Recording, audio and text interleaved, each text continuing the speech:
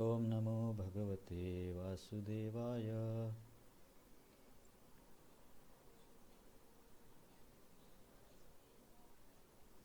ओम नमो भगवते वासुदेवाय।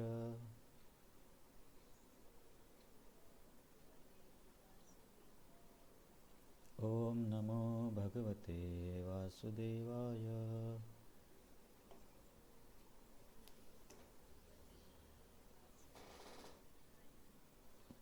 आपण 10व्या अध्यायाचा अभ्यास करतोय. त्याचं नाव आहे विभूती योग. तर या अध्यायामध्ये दोन महत्त्वाचे विभाग म्हणजे चतुश्लोकी गीता आणि बाकीच्या बऱ्याचशा श्लोकामध्ये विभूतींचं वर्णन. तर आपण मागच्या वेळेस रिव्हिजन बघितली. आता आपण डायरेक्ट ज्या विभूतींचं वर्णन बाकी आहे त्यांच्याकडे जाऊ. आपण 27 नंबर श्लोकांपर्यंत वेगळ्या विभूती बघितल्या होत्या. आज 28 नंबरच्या श्लोकामधून बघूया. तुमच्याकडे जर गीता असेल तर तुम्ही काढा, कारण काही जोडशब्द मी ब्रेक केले नाही तर वाचायला कठीण होऊ शकतं. 28 ना. हां, आपण हा श्लोक गाऊया आणि मग समोर जाऊ. आयुधानाम अहम वज्रम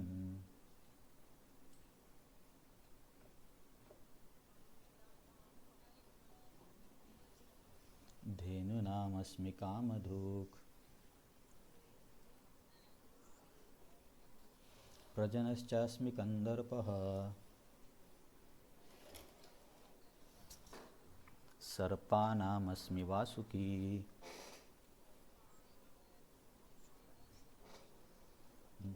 कुणाला आठवतं की का बरं भगवंत विभूतीचं वर्णन करतायत?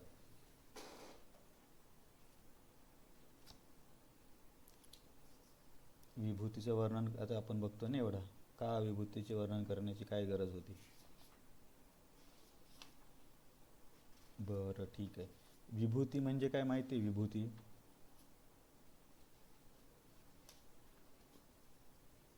हां, ऐश्वर्य. प्रत्येक कॅटेगरीमध्ये काहीतरी विशेष ऐश्वर्य भगवंतांचं जिथं प्रकट होतं त्याला विभूती म्हणतात. तर भगवंतांनी विभूतीचं वर्णन का करायला सुरुवात केली?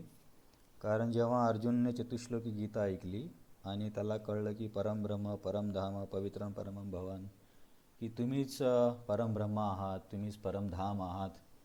मग त्याच्यानंतर अर्जुन म्हणतो की मला तुम्ही आता तुमच्या सर्व विभूतींबद्दल सांगा. आणि भगवंत म्हणतील अरे पण तुला कंटाळा येईल ना. तर अर्जुन म्हणतो नाही, मला कंटाळा नाही येणार. कथय तृप्तिर्हि शृण्वतो नास्ति मे अमृतम. माझी तृप्ती झाली नाही आहे श्रवण करून, तुम्ही मला आणखीन सांगा. आणि अर्जुनचं विचारण्याचं एक आणखीन कारण होतं. श्लोक नंबर 17 दिलं आहे. कथम विद्याम अहम योगींस त्वाम सदा परिचिंतयन केशु केशुच भावेषु चिंतोसी भगवन मया. की भगवंता मी तुमचं निरंतर चिंतन कसं करू, यासाठी तुम्ही मला तुमच्या वेगवेगळ्या विभूतींचं वर्णन सांगा, की जेणेकरून मला तुमचं सर्वत्र स्मरण होईल. आपण बोललो होतो ना 9व्या आणि 10व्या अध्यायामध्ये कनेक्शन हे आहे की 9व्या अध्यायामध्ये शेवटच्या श्लोकात भगवंतांनी सांगितलं मन्मना भव मदभक्तो, की माझा भक्त व्हा, माझ्यावरती मन केंद्रित करा. मग मन केंद्रित करण्यासाठी आजूबाजूच्या वातावरणामध्ये गोष्टींना बघून भगवंतांचं कसं स्मरण होईल, यासाठी या अध्यायामध्ये विभूतीचं वर्णन केले. तर अर्जुन पण 17 तेच म्हणतो की केशु केशुचं भावेषु, कोणकोणत्या वस्तूमध्ये पदार्थामध्ये मी तुमचं स्मरण कसं करू, त्यासाठी तुम्ही मला या सर्व विभूतींचं वर्णन करा. मग अर्जुनने असं बोलल्यावरती भगवंत म्हणतात की अर्जुन, माझ्या सगळ्या या विभूतींचा काही अंत नाही आहे, किंवा ह्या अनंत विभूती आहे, त्याच्यामुळे सर्व सांगणं तर शक्यच नाही आहे. तर मी काय करतो, प्राधान्यतः त्यातल्या प्राधान्य म्हणजे महत्त्वाच्या विभूती तुला सांगतो. कारण आपण मागच्या वेळेस बघितलं होते की सर्व काही तर भगवंतांचंच आहे. आता समजा प्राण्यामध्ये भगवंत म्हटले की मी सिंह आहे, तर हत्ती, घोडा किंवा ॲनाकोंडा हे भगवंतांचं विभूती नाही असं नाही आहे. पण तरीसुद्धा त्यातल्या त्या जे की विशेषत्वानं लक्ष वेधून घेतं अशा काही गोष्टींचं वर्णन केलं आहे. नाहीतर सर्व काही तर भगवंतांची सृष्टी आहे. आपण बघितलं ना, 7व्या अध्यायामध्ये भगवंत म्हणतात 2 प्रकृतीने मिळून सर्व काही बनलं आहे. एक आहे त्यांची बहिरंग शक्ती, भूमिरापो नलो वायू खम मनो बुद्धिरेव च अहंकार इत्यमे भिन्ना प्रकृतिरष्टधा. आणि दुसरी आहे पराप्रकृती, ते म्हणजे जीव. अपरिमितस्तु अन्याम प्रकृतीम विद्धी मे पराम जीवभूता महाबाहो एदम धार्यते जगत. 7व्या अध्यायाचा श्लोक क्रमांक 4 आणि 5 मध्ये या दोन्ही प्रकृतीचं वर्णन आहे. नंतर भगवंत म्हणतात एतत् योनिनी भूतानी सर्वाणी तुपधारय अहम कृष्ण स जगतः प्रभव प्रलयस्तथा. आणि या दोन्ही शक्ती मिळूनच सर्व काही निर्मिती होते. आपण याची पण चर्चा केली. समजा जे अचेतन पदार्थ आहेत, दगड, लाकूड, टेबल, तर हे सगळं बहिरंग शक्ती आहे. पण प्राणी, व्यक्ती, जे काही सजीव आहेत त्यांच्यामध्ये बहिरंग शक्तीपासून तयार झालेलं शरीर आहे. आणि तो जो व्यक्ती, तो आत्मा आहे, तो भगवंतांची तटस्थ शक्ती आहे. तर सर्व काही या दोन शक्तीच्या संयोगापासूनच तयार झालेलं आहे. आणि या दोन्ही शक्तीचे स्वामी भगवंत आहेत, म्हणून सर्व काही भगवंतांची सत्ता आहे. आणि 9व्या अध्यायामध्ये पण भगवंत म्हणतात ना, मी सर्व काही व्याप्त केले. काय तो श्लोक आहे?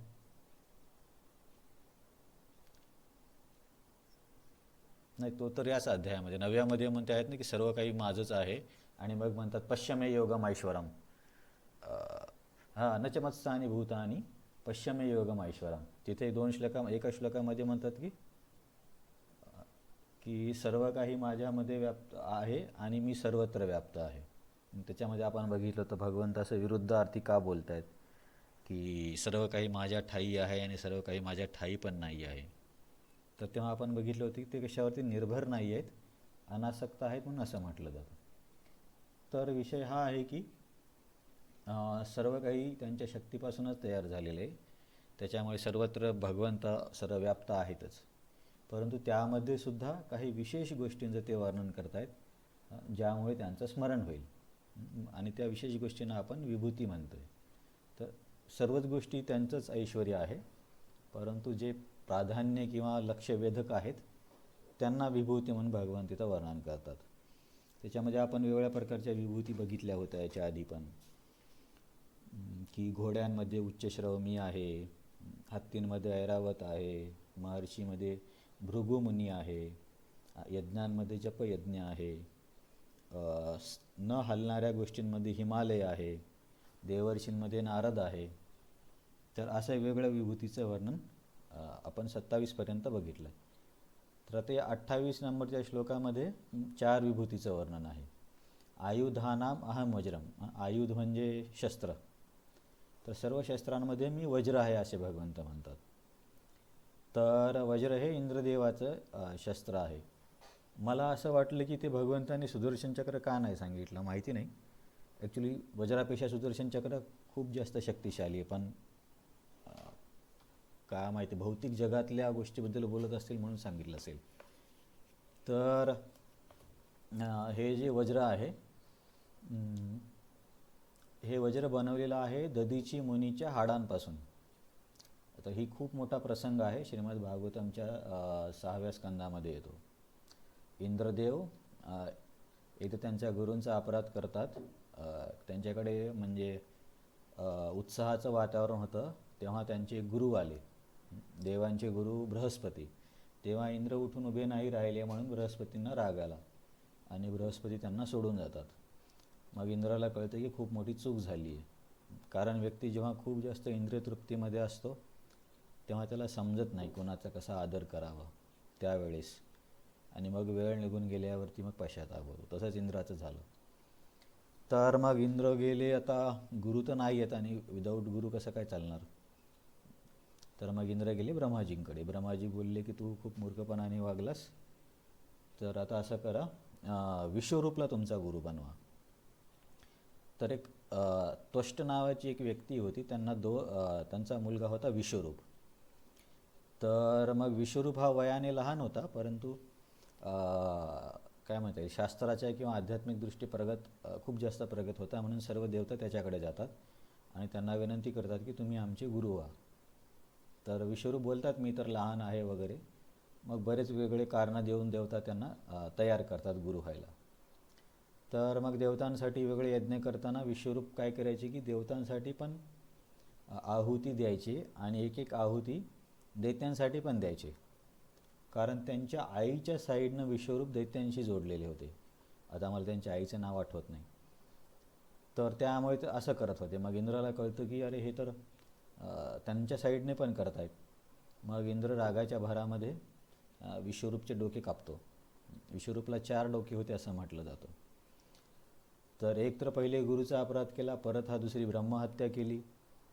मग आता हे झाल्यावरती मग इंद्राला बरंच याच्याचं खूप विस्तारित वर्णन आहे. कुठे कुठे पळावं लागलं, कुठे कुठे लपून बसला आणि 4 ठिकाणी त्याने पाप कसं दिलं. जसं की झाडांनी त्याचं पाप घेतलं म्हणून झाडांमधून डिंक निघतो असं म्हणतात. पृथ्वीने पाप घेतलं म्हणून पृथ्वीचं काय पाण्याने पाप घेतलं म्हणून पाण्यांमध्ये हे येतो, फेन येतो, असं विस्तारित वर्णन आहे. तर तो महत्त्वाचा भाग नाही आहे. तर मग त्वष्ट काय करतो की इंद्राने आपल्या मुलाला मारलं म्हणून असा यज्ञ करतो की ज्यातून इंद्राला मारणारा मुलगा होईल. तर परंतु मी तुम्हाला बोलले की कर्मकांडामध्ये मंत्राचं उच्चारण एकदम व्यवस्थित झालं पाहिजे, नाहीतर उलटा रिझल्ट येतो. तर हे त्याचं महत्त्वाचं उदाहरण आहे. इंद्रस्य शत्रोः असं म्हणताना दीर्घ आवाज किंवा शॉर्ट आवाज असं काहीतरी गडबड झाली. त्याच्यामुळे इंद्राला मारण्याऐवजी इंद्राकडून मरणारा पुत्र व्हावा असा त्याचा अर्थ झाला. आणि मग तिथे जन्म झाला वृत्रासुराचा. आता ही पण खूप मोठी स्टोरी आहे. वृत्रासुर मागच्या जन्मामध्ये चित्रकेतू महाराज होते. तर वृत्रासुर, वृत्त म्हणजे सगळं आवरून टाकणारा. कारण त्यांचं शरीर एवढं जास्त होतं की सर्व काही सूर्याला पण व्याप्त केल्यासारखं वाटायचं, म्हणजे सर्व पृथ्वीच कव्हर केल्यासारखी. तर मग हे वृत्रासुरांसोबत इंद्रदेवाचं युद्ध होणार असतं असे. तर युद्धामध्ये वृत्रासुर तर सगळ्यांची सहज पिटाई करतो. तर तुम्ही जर BBTची पेंटिंग बघितली तर त्याच्यामध्ये दाखवले की इंद्राच्या गदेला वगैरे असं 2 बोटामध्ये लहान मुलाच्या खेळण्यासारखं वृत्रासुर पकडतात. तर मग देवांतांना कळत नाही की आता वृत्रासुरला मारायचं कसं. मग तेव्हा ते भगवंतांकडे जातात. भगवंत म्हणतात की तुम्ही दधीची मुनीच्या हाडांपासून एक शस्त्र बनवा. ते शस्त्र विश्वकर्माला बनवायला सांगा. दधीची मुनीची तपस्या आणि माझा आशीर्वाद यामुळे ते शस्त्र तुम्हाला वृत्रासुर मारण्यासाठी सक्षम होईल. तर हे सगळे देवता दधीची मुनीकडे जातात. आणि बघा व्यक्तीला कसं बोलायला लागतं. डायरेक्टली म्हणतात की तुमचे हाडं आम्हाला द्या. आता समजा कुणाला आपण बोललो तुमची हाडं आम्हाला द्या, याचा अर्थ काय होतं की तुम्ही मरून जा. तर दधीची मुनी मग थोडंसं तिथं तत्त्वज्ञान सांगतात की प्रत्येकाला आपलं शरीर कसं प्रिय आहे आणि कसं काय देता येईल. मग नंतर म्हणतात की काळजी करू नका, मी गंमत करत होतो, भगवंतांनी सांगितल्यावरती मी काही द्यायला तयार आहे. तर मग दधीची मुनी त्यांचा मृत्यू होतो आणि त्या हाडापासून विश्वकर्मा वज्र बनवतात. मग ही पण खूप मोठी स्टोरी आहे. पण नंतर शेवटी या वज्राच्या सहाय्याने वृत्रासुरचा मृत्यू होतो. ॲक्च्युली वृत्रासुर म्हणजे चित्रकेतू महाराज होते. त्यांचा मृत्यू झाल्यावरती ते भगवत धामात परत जातात. तर अशा प्रकारे हे वज्र तयार झालं. आणि वज्र इतकं शक्तिशाली अस्त्र आहे असं म्हणतात की जर एखाद्या पर्वतावरती प्रहार केला तर त्याचा पावडर होऊन जातो. पूर्वी खूप मोठे मोठे पर्वत होते, त्यांना पण इंद्रदेवाने वज्राच्या सहाय्याने तोडलं असं वर्णन आहे. आणि बऱ्याच ठिकाणी शक्तिशाली अस्त्राचं वर्णन करायचं असेल तर, तुलना करायची असेल तर वज्राचं उदाहरण दिलं जातं. जसं की चैतन्य चरितामृतमध्ये सार्वभौम भट्टाचार्य म्हणतात, शिरे वज्र पडी यदि पुत्र मरियाय तहासही तोमार विच्छेद सहन ना याय. की माझ्या डोक्यावर वज्र जरी पडलं किंवा माझा मुलगा मेला तरी मी सहन करेल, पण महाप्रभू तुमचा विरह मी सहन नाही करू शकणार. जेव्हा महाप्रभू तिथून दक्षिण भारताच्या यात्रेवर जात होते. तर कुठे पण असं काही शक्तिशाली अस्त्राचं वर्णन असेल तर वज्राचं उदाहरण येतं. जडभरतसोबत बोलताना पण रघुगुण महाराज म्हणतात, नाहं विशंके सुरराज वज्रान न त्र्यक्षशूलान न यमस्य दंडात ना अग्नि अर्क सोम अनिल वित्तपास्त्रात शंखे भृशम ब्रह्मकुलावमानात. की हे जडभरत, मला कशाची भीती की वैष्णवांच्या की भक्तांच्या अपराधाची भीती आहे. सुरराज वज्रान, सुरराज म्हणजे इंद्र आणि इंद्राचं अस्त्र आहे वज्र. तर मला वज्राची भीती नाही, महादेवाच्या त्रिशूळाची भीती नाही, वरुणदेवाच्या अस्त्राची भीती नाही, चंद्र सूर्यदेवांच्या अस्त्राची भीती नाही, परंतु मला भक्तांच्या अपराधाची भीती आहे. तर विचार करा की एखादा व्यक्ती म्हणतोय की मला त्रिशूळाची भीती नाही आहे, तो पण महादेवाचा त्रिशूळ. तर तो असा बोलता बोलता टाईमपासमध्ये बोलत नाही आहे. कदाचित आपल्याला काय आपण बोलून जातो, आपल्याला माहितीच नाही की त्रिशूळची शक्ती किती आहे. पण हे रघुगुण महाराजांना ह्या गोष्टी माहिती होत्या. जसे की आपण कधी कधी ऐकतो ना की एखादी व्यक्ती म्हणते की मी नरकात गेले तरी चालेल, परंतु मला भगवंत तुमची सेवा पाहिजे, किंवा ही आम्ही तुमची सेवा करणार. किंवा गोपींनी तसं केलं होतं, भगवंतांचं डोकेदुखी कमी होण्यासाठी चरणधुली दिली होती. तर तेव्हा मी विचार केला की म्हणजे आपल्याला याचा एवढा प्रभाव होत नाही, तर यामध्ये काय मोठी गोष्ट आहे, तर दिला असेल. आपल्यावरती प्रभाव होत नाही कारण आपल्याला पहिली गोष्ट नरक आहे की नाही यावरच विश्वास नाही. नरक आणि स्वर्ग हेच माहिती नाही. आणि जर व्यक्तीला खरंच कळलं की नरक नावाची गोष्ट आहे आणि तिथं कुठल्या कुठल्या प्रकारच्या पीडा दिल्या जातात, तर त्याचं वर्णन तर आहे, मला वाटतं की गरुड पुराणामध्ये आहे. तिथं यातना शरीर दिलं जातं. जेव्हा व्यक्तीला खरंच याच्यावरती विश्वास येईल तेव्हा तो पटकन असं म्हणणार नाही की मी नरकात गेले तरी चालेल, परंतु हे व्हायला पाहिजे. तर ज्या व्यक्तींना पूर्णपणे ज्ञान आहे तरीसुद्धा व्यक्ती असं बोलते म्हणजे त्या व्यक्तीचा खरंच भाव तेवढा आहे. या गोपींचं तसं खरंच प्रेम तेवढं मोठं होतं की त्या तयार होत्या नरकात पण जायला. तर मी तुम्हाला हे कशासाठी सांगितलं की रघुगुण महाराज पण म्हणतात, नाहम विशंके सुरराज वज्रान न त्रक्षशूला न यमस्य दंडात ना अग्नि अर्क सोम अनिल वित्तपास्त्रात शंखे भृशम ब्रह्मकुलावमानात. ब्रह्मकुलावमानात म्हणजे आपल्यासाठी भक्तांचा अपराध. तर समजा आपण आपल्या वैयक्तिक जीवनामध्ये बघितलं आणि आपण एखाद्या भक्ताचा अपराध केला, तर आपल्याला असं वाटेल का की मी वज्राच्या प्रहाराला घाबरत नाही पण वैष्णव अपराधाला घाबरतो. सहसा आपल्याला असं वाटणार नाही, कारण एकतर आपल्याला वज्राची पावर काय ते पण माहिती नाही आणि वैष्णव अपराधाचं फळ लगेच मिळत नाही, त्याच्यामुळे ते पण समजत नाही. पण रघुगुण महाराजांच्या साक्षात्कारातून कळायला पाहिजे की जेवढं नुकसान त्रिशूळाने वज्राने चंद्रदेव अग्निदेव वायुदेव यांच्या अस्त्राने होऊ शकतं, त्याच्यापेक्षा अनंत पटीने जास्त नुकसान वैष्णव अपराधाने होऊ शकतं. कारण हे जे अस्त्र आहेत ना, यांनी जास्तीत जास्त काय होईल की भौतिक शरीर नष्ट होईल, परत दुसरं शरीर मिळेल व्यक्तीला. परंतु वैष्णव अपराधाने जर भक्तीचं बीज नष्ट झालं तर मग खूप मोठा धोका आहे. कारण ऑलरेडी आपण श्लोक ऐकला की ब्रह्मांड भ्रमिते कोण भाग्यवान जीव गुरु कृष्ण प्रसादे पाये भक्तिलता बीज. आपण तर किती ब्रह्मांडांमध्ये फिरत फिरत फिरत फिरत वैष्णवांच्या गुरूंच्या कृपेने आपल्याला या भक्तीचा मार्ग मिळाला. आणि असं नाही की एकदा भक्ती मिळाली म्हणजे आपली भक्ती कधी नष्ट नाही होणार. भक्ती दुसऱ्या कुठल्याच गोष्टीने नष्ट होत नाही. म्हणजे की शिक्षण कमी आहे किंवा श्रीमंती नाही आहे किंवा शास्त्र वाचता येत नाही आहेत, तर या गोष्टींमुळे भक्ती कमी नाही होत किंवा नष्ट नाही होत. म्हणून भक्तीला म्हणतात अहेतुकी अप्रतिहता, तिच्यामध्ये काही खंड पडत नाही. परंतु वैष्णव अपराध ही एक अशी गोष्ट आहे की भक्तीचं बीज नष्ट करू शकते. एखादा व्यक्ती भाव स्तरावर जरी गेला आणि तिथे त्याने जर अपराध केला तर त्याला पण त्याचं पतन होतं, खालच्या स्तरावरती यावं लागतं.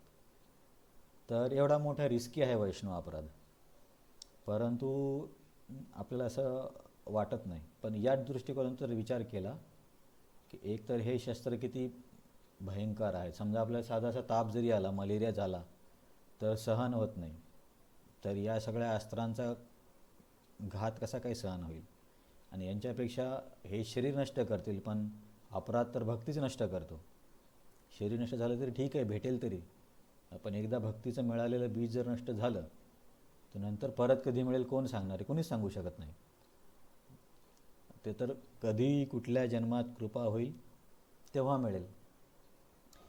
तर हे यावर मी तुम्हाला वज्राबद्दल सांगितलं की इंद्रदेवाचं अस्त्र जे आहे वज्र, भगवंत म्हणतात की शस्त्रांमध्ये मी वज्र आहे असं तू समज.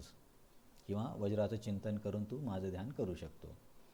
आणि वज्र कसं तयार झालं आणि वज्रापेक्षा जास्त धोकादायक वैष्णव अपराध कसा आहे आणि हे आपल्याला का जाणवत नाही, कारण आपला त्यावर तेवढी श्रद्धा नाही आहे.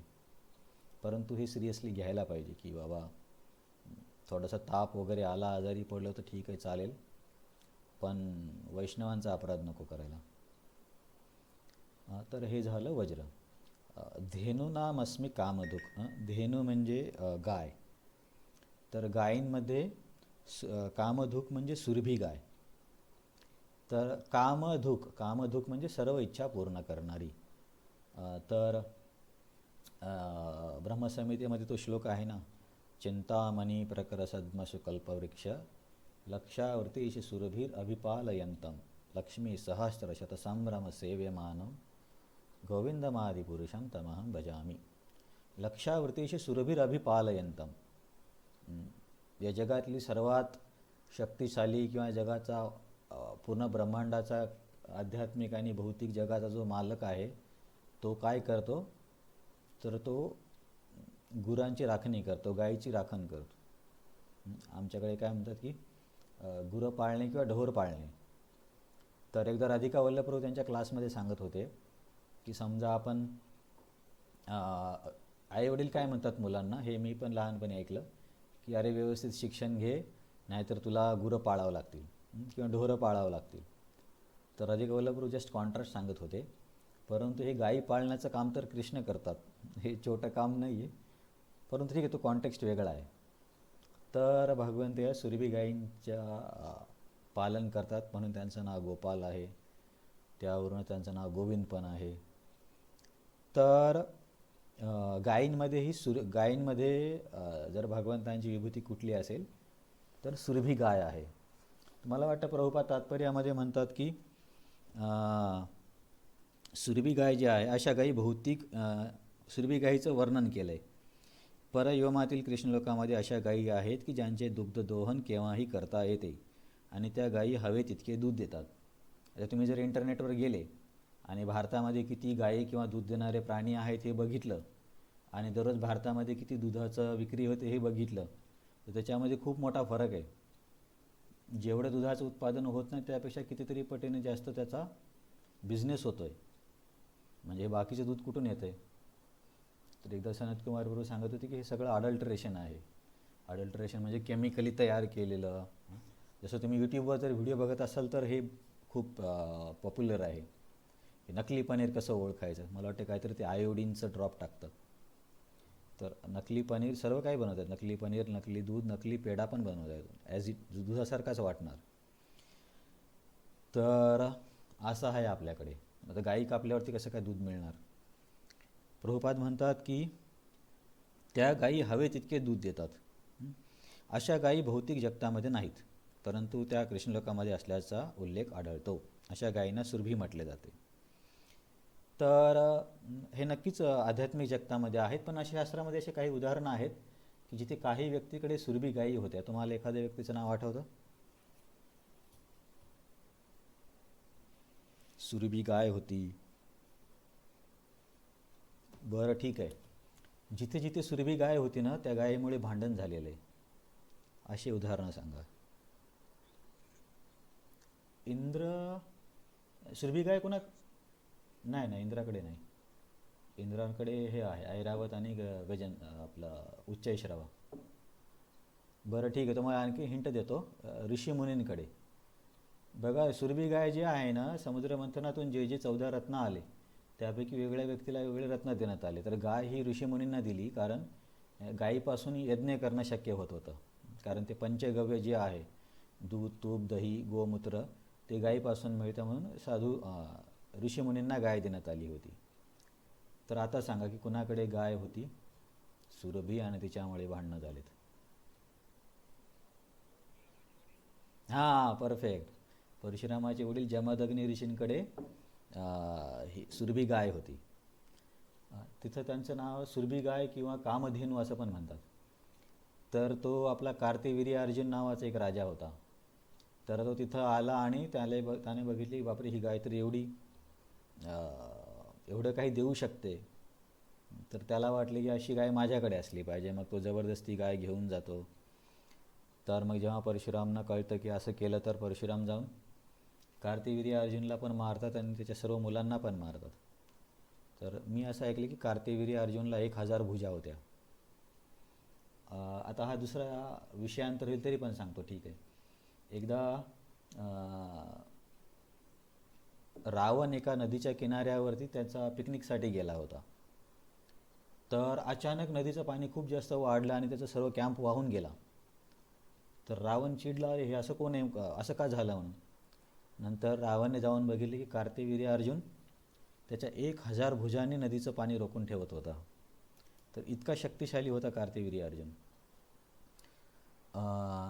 तर मग परशुराम त्याला मारतात आणि परंतु त्याची 3 मुलं वाचतात. तर ते 3 मुलं काय करतात की परशुराम आश्रमात नसताना जमदग्नी ऋषीला मारतात. मग त्यानंतर परशुराम 21 वेळा पृथ्वीवरच्या क्षत्रियांचा नाश करतात. 21 वेळा म्हणजे 21 पिढ्यामध्ये. तर मग यामधून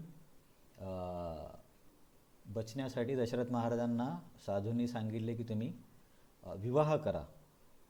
कारण परशुरामजीचं एक अट होती की जर कोणी विवाह करत असेल तर त्याला मी मारणार नाही. म्हणून जेव्हा जेव्हा परशुराम अयोध्येमध्ये यायचे तेव्हा दशरथ महाराजांचा विवाह केला जायचा. म्हणून दशरथ महाराजांच्या 300 पत्नी होते असं म्हणतात. परंतु श्रीरामांनी एक पत्नीचं वचन घेतलं होतं. तर दशरथ महाराजांना पण मजबुरीमुळे हे करावं लागलं होतं. त्याच्या मागची अशी मोठी स्टोरी ही आहे. तर धेनू म्हणजे सुरभी गाय.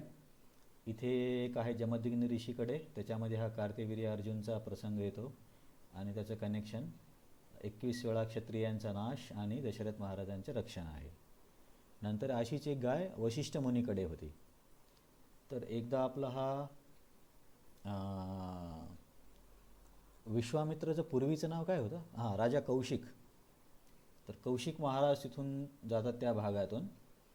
तर तिथे आश्रम असतो, तर त्याला पाणी पिण्यासाठी आश्रमात जातात. तर वशिष्ठ मुनी सर्वांना बोलवतात आणि म्हणतात की तुम्ही इथे म्हणजे विश्राम करा, मी सर्वांची व्यवस्था करतो. तर कौशिकला वाटतं की अरे हा एवढा साधा ऋषी कसा काय करणार. तर वशिष्ठ ऋषी त्या गायीच्या माध्यमातून सर्वांना पाहिजे ते सगळे पेय पदार्थ, अन्न वगैरे सर्व काही निर्माण करतो. आणि मग सर्वांना मिळाल्यावरती आता हा कौशिक बघा, काही लोक कसे असतात, याची एवढे काय म्हणतात मेहमान नवाजी केली आणि त्याच्यानंतर ज्याने याला खाऊ घातलं तो त्याच्याच मागे लागला. तर तो वशिष्ठांना बोलला की मी राजा आहे आणि या राज्यातलं सर्व काही माझ्या अधिकाराखाली आहे, म्हणून ही गाय मला असली पाहिजे. तर वशिष्ठ म्हणतात की या गायीमुळेच आमचे यज्ञ वगैरे चालू असतात, ही गाय कशी काय मी तुला देणार. तर तरी तो ऐकत नाहीत आणि त्या गायीला ओढून घेऊन जातो सुरभीला. तिथं पण तिचं नाव काय होतं की. तर मग तेव्हा ती गाय रडायला लागते आणि वशिष्ठजींना म्हणते की वशिष्ठ ऋषींना म्हणते की तुम्ही मला सोडून दिलं का.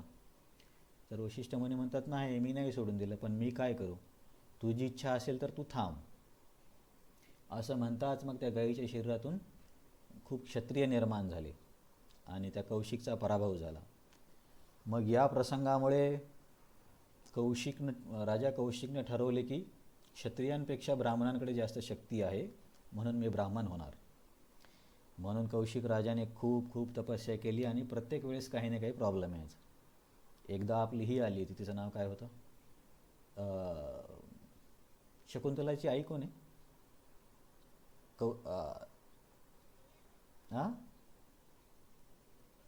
उर्वशी आली होती का पहिल्यांदा, उर्वशी आली होती का. बहुतेक नाही, देवयानी त्यांची मुलगी. उर्वशी किंवा रंभा कोणतरी, दोन्हीपैकी एक अप्सरा होती.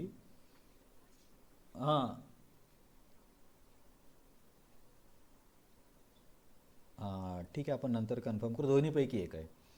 तर तिथे मग त्यांची बरंचसं तपोबळ नष्ट होतं. परत तपस्या करतात. मग आपला याच्यामुळे तपोबळ नष्ट होतं. तो त्रिशंकू जो राजा आहे त्याची इच्छा होती की त्याला स्वर्गात जायचं. तर त्याला स्वर्गात पाठवता विश्वामित्र मुनी कौशिक राजाची बरी शक्ती गेली. असं बरेच वर्ष करून खूप ते काय करायचे, तपस्या करायचे, शस्त्र मिळवायचे, वशिष्ठकडे जाऊन भांडायचे, प्रत्येक वेळेस हारून यायचे. तर असं करत मग बऱ्याच वेळास पराभूत झाल्यावरती मग नंतर त्यांना ब्रह्मर्षी हे पद मिळालं. त्याच्यामागे पण खूप मोठी स्टोरी रामायणमध्ये आहे. तर हे सुरभी गाय असणारे 2 उदाहरणं आहेत. एक वशिष्ठ मुनीचं, एक जमदग्नी ऋषीचं. आणि एक वशिष्ठ मुनीच्याच या गायीला पण घेऊन जाण्याचा दुसरा एक प्रसंग आहे. वसू मिळून या गायीला घेऊन जात होते. हां हां हां, नंदिनी. हां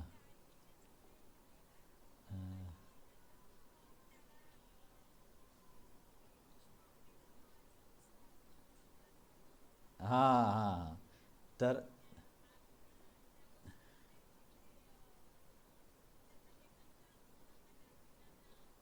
हां हां हां. तर वसूमध्ये पण एका वसूची पत्नी म्हणते की मला ती गाय पाहिजे. आता हे मी महाभारत वाचताना तिथं सांगितलं होतं की बाबा प्रत्येक हट्ट पूर्ण केला पाहिजे असं नाही आहे. कधी कधी व्यक्ती काय करतो की आवडत्या व्यक्तीच्या हट्टासमोर बुद्धीचा उपयोग करत नाही. आता ठीक आहे, पत्नीने गाय मागितली पण बघितलं तर पाहिजे ना गाय कोणाची आहे. आता समजा एखाद्या पत्नीने रस्त्यानं जाता जाताना सांगितले की मला ही मर्सिडीज पाहिजे, आपण त्या व्यक्तीच्या पार्किंगमधली मर्सिडीज घेऊन नाही जाऊ शकत. परंतु याने तसंच केलं वसूंनी.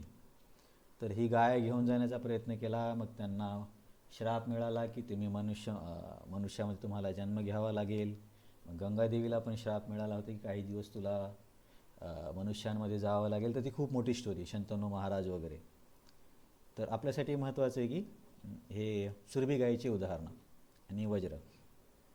नंतर तिसरी विभूती आहे प्रजनश्चास्मे कंदर्प, की काम म्हणजे मैथून किंवा स्त्री पुरुष आकर्षणामध्ये ज्या कामाद्वारे संतती जन्माला येते त्या तो काम मी आहे असे भगवंत म्हणतात. तर तुम्ही बघाल ना वैदिक शास्त्रामध्ये कामाला काय म्हणतात तिरस्कार किंवा कमी नाही लेखलं जात. जसे की गीतेमध्ये एक श्लोक मी बऱ्याच वेळा तुम्हाला सांगितला, बलम बलवताम चाहम काम राग विवर्जितम धर्म अविरुद्ध भूतेषु कामोस्मी भरतर्षभ. जो काम धर्माला सुसंगत असेल तर तो काम मीच आहे असे कृष्ण म्हणतात. त्या गोष्टीला कसं काय आपण काय म्हणणार, कमी कसं काय दाखवू शकतो किंवा चुकीचं असं कसं काय म्हणू शकतो. कारण कृष्ण म्हणतात की 2 वेळेस म्हणतात गीतेमध्ये, तिथे पण आणि इथे पण. तर काम चुकीचं नाही आहे, पण काम कुणासाठी चुकीचं आहे ते आणि कुणासाठी नाही चुकीचं हे पण बघितलं पाहिजे. गृहस्थ सोडून ब्रह्मचारी, वानप्रस्थ आणि संन्यासी यांच्यासाठी जो गृहस्थांसाठी धर्म आहे तो या तिघांसाठी महापाप होऊ शकतो म्हणजे आहेच. ब्रह्मचारी, वानप्रस्थ आणि संन्यासी, जी गोष्ट गृहस्थांसाठी धर्म आहे ती गोष्ट या तिघांसाठी महापाप आहे, या 3 आश्रमांसाठी. तर याच्यामुळे मग विवाह संस्था वगैरे निर्माण करण्यात आली.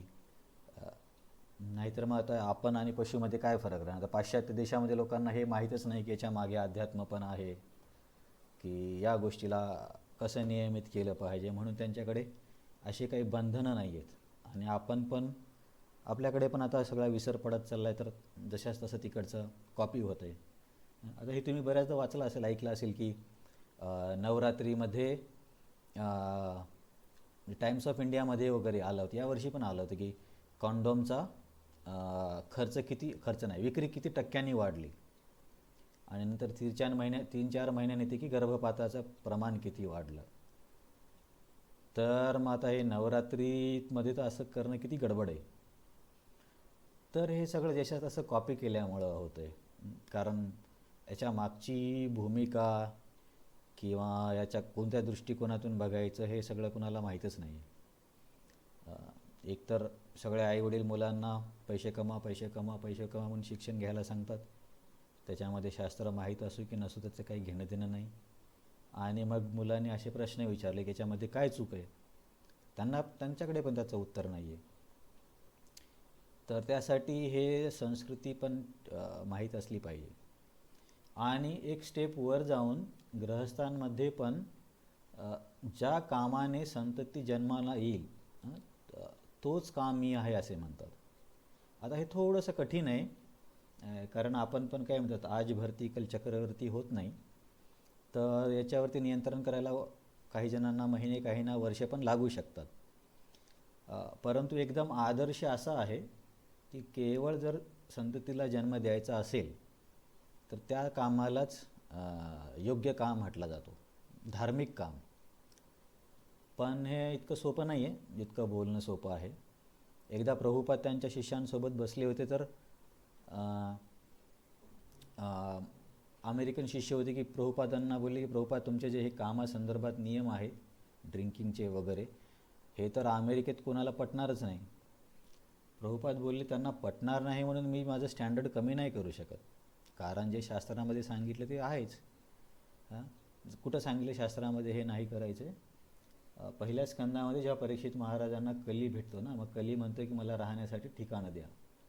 तिथे एक श्लोक आहे, अभ्यर्थितस्तदा तस्मै स्थानानि कलयददौ स्त्रियाद्यूतं पानं यत्र अधर्मश्चतुर्विधा. मग तिथे सांगितलं की हे व्याभिचार कलीचं ठिकाण आहे. तर मग प्रभुपाद आणि त्यांचे जे सुरुवातीचे काही शिष्य होते त्यांच्यापैकी एक होते हयगिरी प्रभू. त्यांचं तेव्हाचं नाव होतं हावर्ड व्हीलर. ते इंग्लिशचे प्रोफेसर होते. प्रभुपादांच्या सुरुवातीच्या पुस्तकांच्या एडिटिंगमध्ये त्यांनी खूप मदत केली होती. तर असे चर्चा असताना मग ते सगळे यंग अमेरिकन लोक होते हिप्पी कल्चरचे, त्यांनी ते सगळे काही नियमच सोडून दिले होते. मग अशी कामावरची चर्चा आल्यावरती प्रभुपाद बोलले की बाबा, धर्मानुसार महिन्यामध्ये एखादाच व्यक्तीने काम केला पाहिजे ज्याच्यामध्ये जर त्याला संततीला जन्म द्यायचा असेल तर हयगिरी प्रभू बोलले, महिन्यामध्ये एकदा, आणि ते पण मुलाला जन्म देण्यासाठी? त्याच्यापेक्षा ही सगळी गोष्ट विसरूनच गेलेलं चांगलं होईल. तर प्रभुपाद बोलले, व्हेरी इंटेलिजंट बॉय, तुला कळलं म्हणून. पण ठीक आहे, हे खूप मोठं स्टँडर्ड आहे. कारण काय, ही भौतिक जगतामध्ये बांधणारी सगळ्यात मोठी गोष्ट आहे. पण आपण पण एकदम खूप जास्त जबरदस्ती नाही केली पाहिजे दुसऱ्यांवरती, कारण याला वेळ लागतो. कारण आपण तर बघितले, एवढे विश्वामित्र बिचारे 60,000 वर्ष तपस्या करून त्यांना त्रास झाला. तर सामान्य व्यक्ती जे सगळे मोबाईल टी व्ही वगैरे बघत आहेत त्यांच्याकडून किती अपेक्षा करणार? पण स्टँडर्ड हे आहे, प्रजनश्चास्मी कंदर्प. ज्या प्रजननातून संतती जन्माला येते तो प्रजनन म्हणजे कृष्ण आहेत. बाकी अधर्मच आहे, पण विवाहामध्ये असेल तर थोडा कमी अधर्म, आणि विवाहाच्या बाहेर असेल तर तो तर मग एकदम निंद्य, आणि ब्रह्मचारी, वानप्रस्थ, संन्यासी यांच्यासाठी तर महापाप. तर हे असं आहे. त्याच्यामुळे आपल्याकडे हे जे गर्भनिरोधक वगैरे गोष्टी होत्या ना, कॉन्ट्रासेप्टिव्ह पिल्स किंवा ऑपरेशन, कॉपर टी, यांना एवढं महत्त्व दिलं नव्हतं किंवा नाही आहे. कारण प्रभुपाद एकदा काय बोलले की जर व्यक्तीने या नियमाचं पालन केलं की फक्त बाबा संततीला जन्म देण्यासाठीच याचा उपयोग करायचा, तर मग हे गर्भनिरोधक गोष्टींची गरजच काय? तर गर्भनिरोधक गोष्टी कोण वापरतं? की ज्यांना हे अधार्मिकरित्या करायचं आहे आणि त्याची जबाबदारी नाही घ्यायची.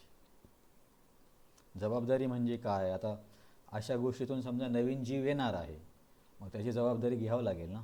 त्याला लहानाचं मोठं करणं, त्याच्याकडे लक्ष देणं, किती जबाबदारी असते गृहस्थांवरती. म्हणून आधुनिक काळामध्ये खास करून पाश्चिमात्य देशात लोकांनी काय केलं की जबाबदारी न करता कसं आपल्याला याचा उपभोग घेता येईल, मग याच्यावरून हे सगळं शोधून काढलं. आणि मग आपल्याकडे पण लोकसंख्या नियंत्रण म्हणून हे सगळं वापरलं जातं. ठीक, आता तो वेगळाच प्रश्न आहे. परंतु मुख्य अंडरस्टँडिंग जर ही असेल की याचा उपयोग कशासाठी आहे, तर मग इतर कोणत्याच गोष्टींची गरज नाही. परंतु हे एवढं सोपं नाही आहे. भक्तांमध्ये पण याचे प्रॉब्लेम्स आहेत. प्रॉब्लेम्स म्हणण्यापेक्षा स्ट्रगल आहे. त्याच्यामुळे आपण लगेच कोणावरती हे करू शकत नाही, की जबरदस्ती नाही करू शकत, याला वेळ लागतो. परंतु स्टँडर्ड हे आहे. नंतर सर्पानामस्मी वासुकी. तर हे जे वासुकी आहेत यांचा उपयोग कुठे केला होता आठवतं तुम्हाला? वासुकींना समुद्र मंथनमध्ये वापरलं होतं. तर वासुकी म्हणजे वासुकी कुणामध्ये आहेत? एक डोकं असणाऱ्या सापांमध्ये वासुकी म्हटले जातात. तर आता जास्त डोके असणारे पण येतील बघा. पर्वतांमध्ये हिमालय आणि मेरू सांगितले होते. तर हिमालय म्हणजे न हलणाऱ्या गोष्टींमध्ये हिमालय, आणि मेरू कशामध्ये सांगितलं होतं? मेरू शिखरिणामहम, उंचमध्ये मेरू. तसंच सापांमध्ये दोन येतील. हे जे वासुकी आहेत ते म्हणजे एक डोकं असणाऱ्या सापांमध्ये भगवंतांची विभूती आहे. तुम्हाला कधीच तुम्ही न्यूजमध्ये वाचलं असेल किंवा ऐकलं असेल, आपल्या भारतामध्ये एक खूप मोठा सापाचा सापळा सापडला होता. मोस्टली मला वाटते गुजरातमध्ये. आठवतं तुम्हाला वाचायला एवढ्यात 5-6 महिन्यामध्ये? तर तो सापळा काहीतरी 50 फूट किंवा 50 मीटरचा आहे. तर आतापर्यंत जगात असं म्हटलं जायचं की टायटॅनो बोबा नावाचा एक साप होता, तोच सर्वात मोठा होता. जसे की डायनासोर वगैरे लोक म्हणतात ना, त्यासारखंच एक सापाचं एक नाव होतं टायटॅनो बोबा. तर परंतु आता या नवीन रिसर्चने ते म्हणतात की त्याच्यापेक्षा मोठा साप हा होता. तर त्याला आता मग सायंटिस्ट लोक नाव देतात ना प्रत्येक झाडाला, प्राण्याला वगैरे. की जसं की आमचे एक बॉटनीचे शिक्षक नेहमी म्हणायचे ॲनोना स्कॅमोसा, ॲनोना रेटिक्युलेटा. जसं की ॲनोना स्क्वॅमोसा म्हणजे रामफळ, स्वर्गम वल्गेर म्हणजे जवार. तशी नावं असतात ना सायंटिफिक. तसंच या सापाला नाव देण्यात आले वासुकी इंडिकस. इंडिकस म्हणजे इंडियामधला, आणि वासुकी या वासुकीच्या नावावरून त्यांनी घेतलं, कारण वासुकी मोठा साप आहे.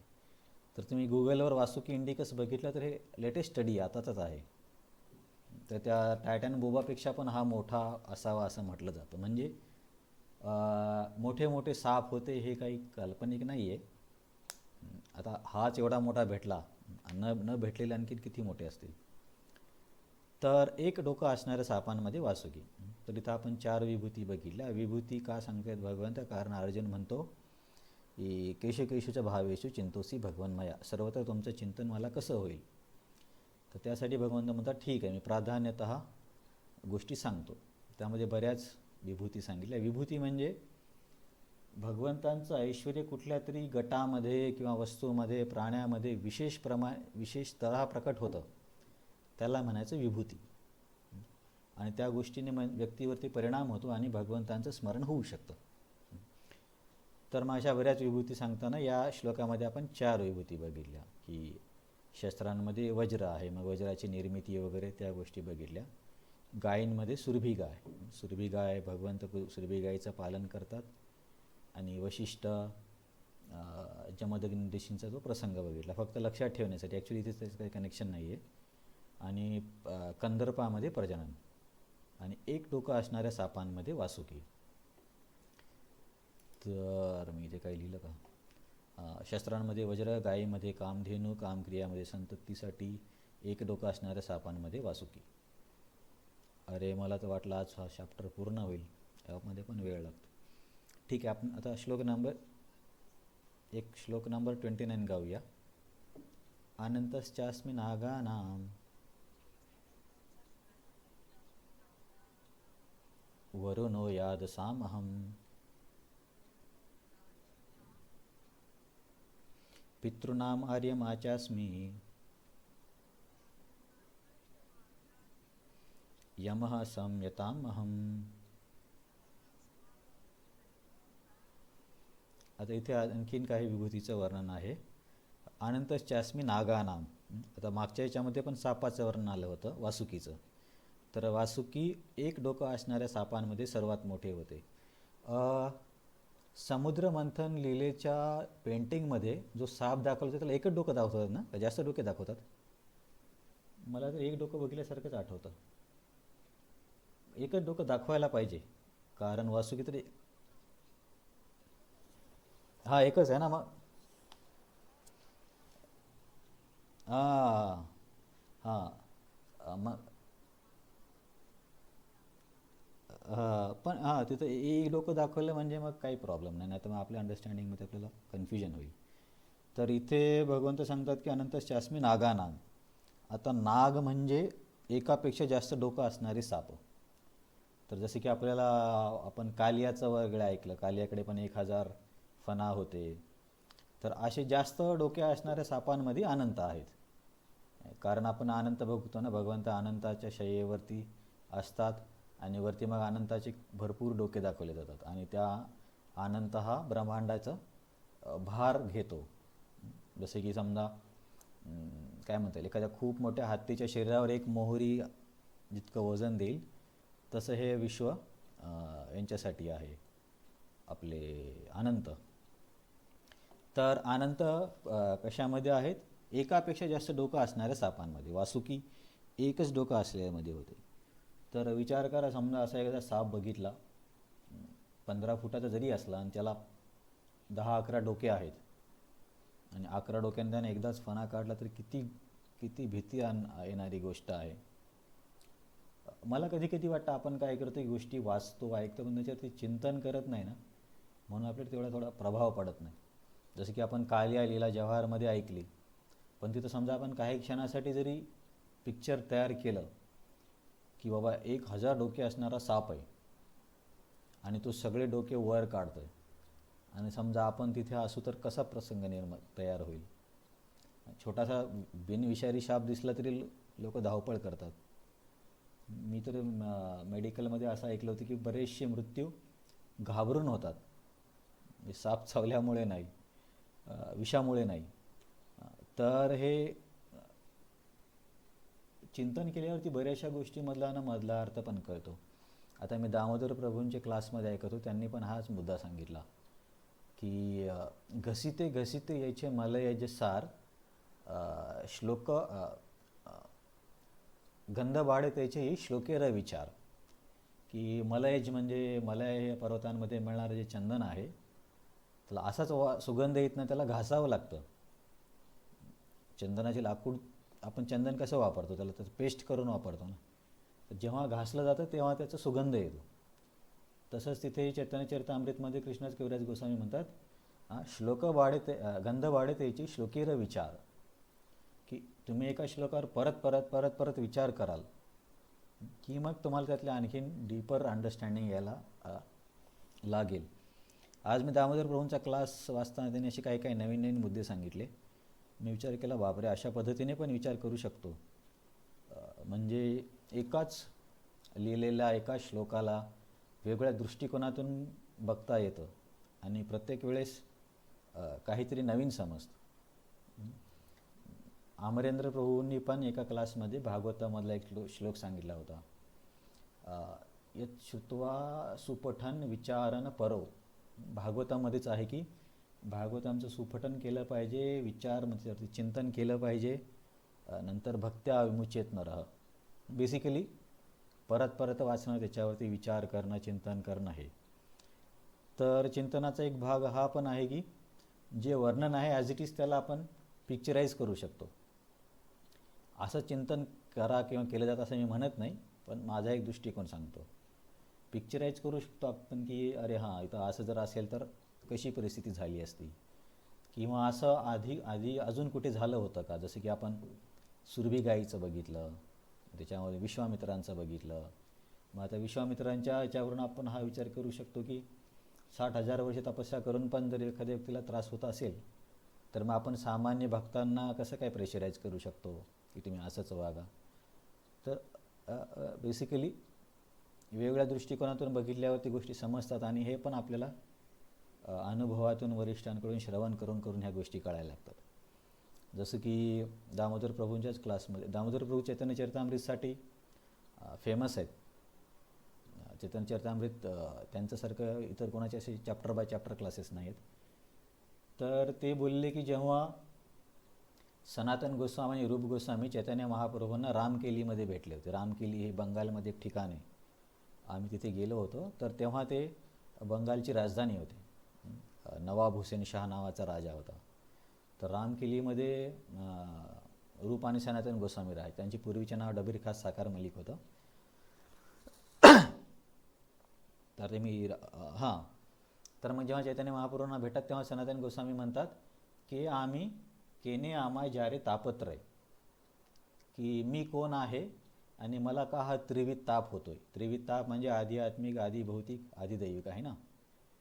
तर दामोदर प्रभू बोलता बोलता बोलले की सनातन गोस्वामी आपले संबंध आचार्य आहेत आपण म्हटलं ना संबंध अभिधेय प्रयोजन. सनातन गोस्वामी संबंध आचार्य, रूप गोस्वामी अभिधेय आचार्य आहेत आणि रघुनाथदास गोस्वामी प्रयोजन आचार्य आहेत. संबंध म्हणजे मी कोण आहे, ईश्वर कोण आहे, त्याच्यामध्ये नातं काय आहे, ईश्वराच्या शक्ती, या सगळ्या माहितीला संबंध म्हणतात. आणि या संबंधाच्या ज्ञानाची जी काय म्हणता येईल की एचओडी किंवा मुख्य व्यक्ती किंवा मुख्य तज्ज्ञ व्यक्ती आचार्य सनातन गोस्वामी आहेत. आणि सनातन गोस्वामी चैतन्य महाप्रभूंना काय विचारतात की मी कोण आहे. मी कोण आहे सगळ्या जगाला ज्यांनी शिकवलं पाहिजे तेच विचारतात मी कोण आहे. जेव्हा दामोदर प्रभू असे बोलले तेव्हा मला असं वाटलं की अरे हा पण किती बघण्याचा दृष्टिकोन छान आहे. या बाजूंचा आपण कधी विचारच केला नसता की कोण प्रश्न विचारतं आहे. जी व्यक्ती संबंध आचार्य आहे ती व्यक्ती असा प्रश्न. तर मी याच्यासाठी सांगतो आहे की वेगवेगळ्या अँगलनं विचार केल्यावरती अशा काही नवीन नवीन गोष्टी समजतात. हा झाला जास्त डोक्यांमध्ये. नंतर जलचरांमध्ये वरुण. तर वरुण देव हे जलाचे अधिष्ठात्री देवता आहेत. याच्यामध्ये 10व्या स्कंदामध्ये पण प्रसंग येतो की एकदा नंद महाराज आंघोळ करण्यासाठी जातात तेव्हा वरुणाचे सहाय्यक त्यांना घेऊन वरुण लोकामध्ये घेऊन जातात. तर मग तिथे भगवंत जातात त्यांना आणण्यासाठी. तर मग वरुण देवाने सर्व त्यांची पूजा करतात आणि नंतर वरुण देव मान्य करतात की वेळ बरोबर होती, माझ्या अनुचरांना कळलं नाही. म्हणजे नंतर तेव्हा मला कळलं की कोणत्या वेळेस नदीमध्ये आंघोळ करायची हे पण ठरलेलं आहे. कुठल्याही वेळे करत नाहीत वाटतं बहुतेक. तर मग ते वरुण देव म्हणतात की वेळ तर बरोबर होती पण यांचं चुकलं, मला माफ करा. तर वरुण देवाच्या संदर्भामध्ये ती एक गोष्ट येते की पाण्याची देवता. नंतर पितृनाम आर्यमाचास्मी. आपण म्हणतो ना पितृ, वेगवेगळ्या प्रकारे पितृंची देवता किंवा पितृंमध्ये आर्यमा नावाचा व्यक्ती म्हणता येईल किंवा अधिष्ठात्री व्यक्ती जी आहे तो माझी विभूती आहे पितृंमध्ये असे भगवंत म्हणतात. तर आर्यमाचं आणि विदुरजींचं काय कनेक्शन आहे कोण सांगेल? आपण जेव्हा भागवतमची चर्चा केली हां बरोबर. दोघांचं कनेक्शन काय?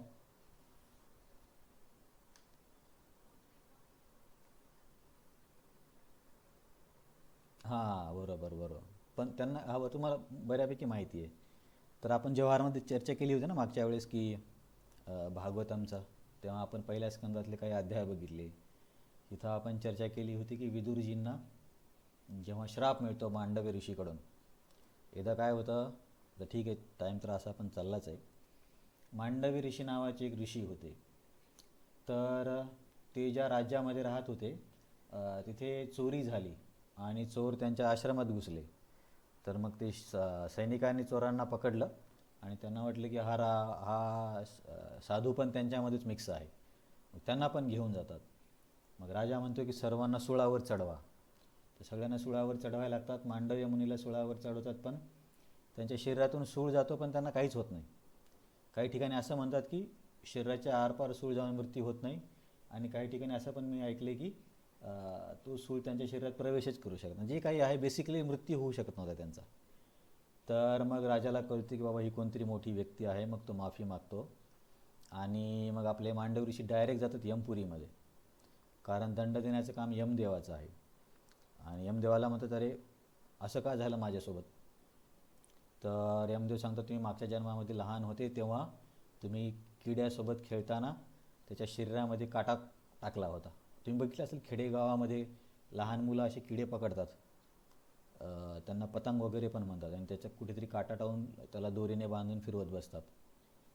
तर मग हे मांडवी मुनी म्हणतात अरे बाबा मी त्यावेळेस किती लहान होतो आणि शास्त्रानुसार तर 14 वर्षेपर्यंत गोष्टींना पाप म्हणून पकडलं जात नाही कारण व्यक्ती नाबालिक असतो, आणि इतकुशा गोष्टीसाठी तू इतका मोठा मला त्रास दिला, तर मी तुला श्राप देतो की तुला दासीपुत्र म्हणून जन्म घ्यावा लागेल.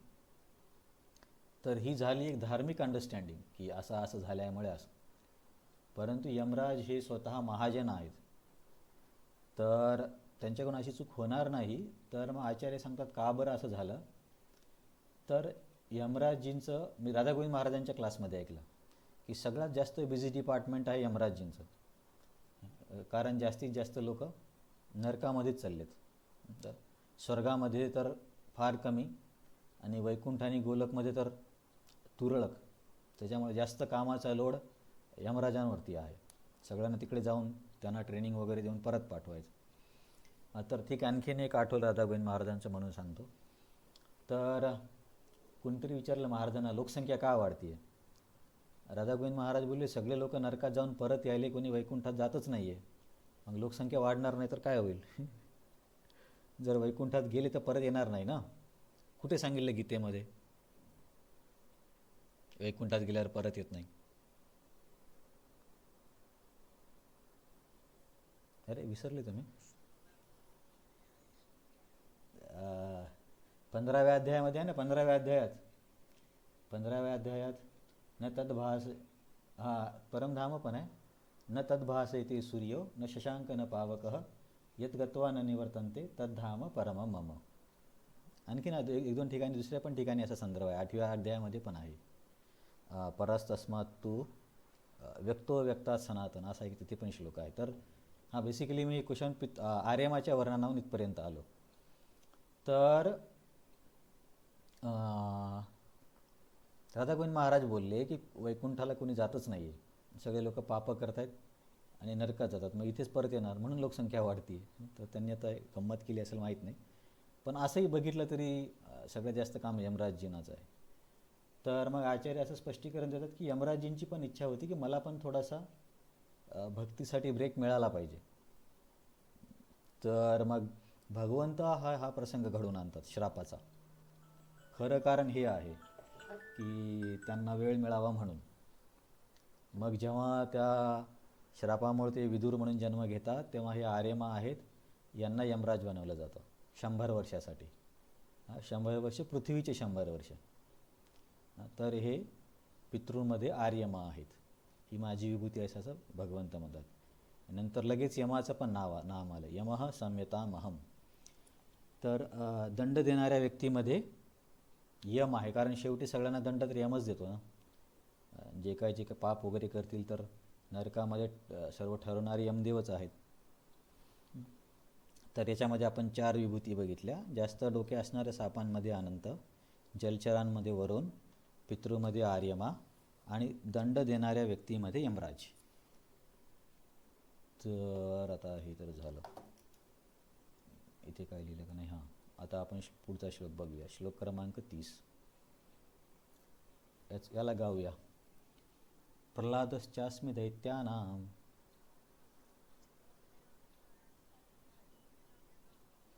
कालः कलयतामहं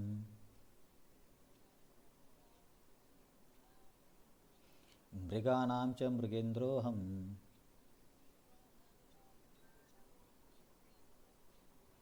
वैनतेयश्च पक्षिणां.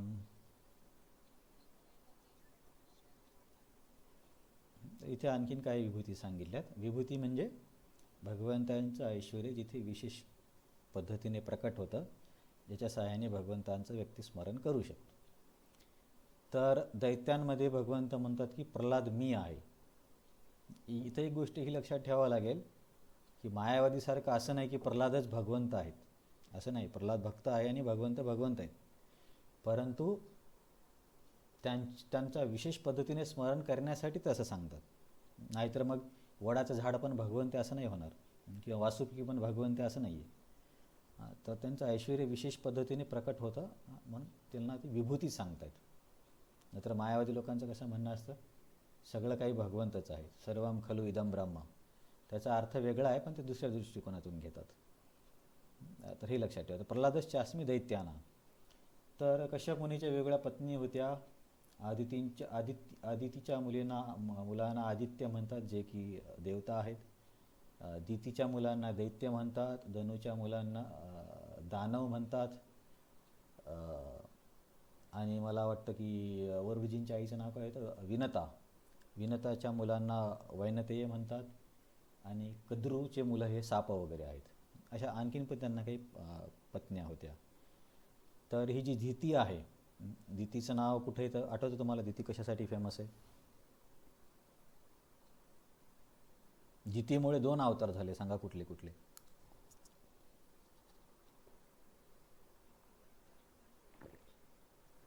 हां, त्याच्यासाठी नरसिंहदेव आले. आणखीन आणखीन एक अवतार.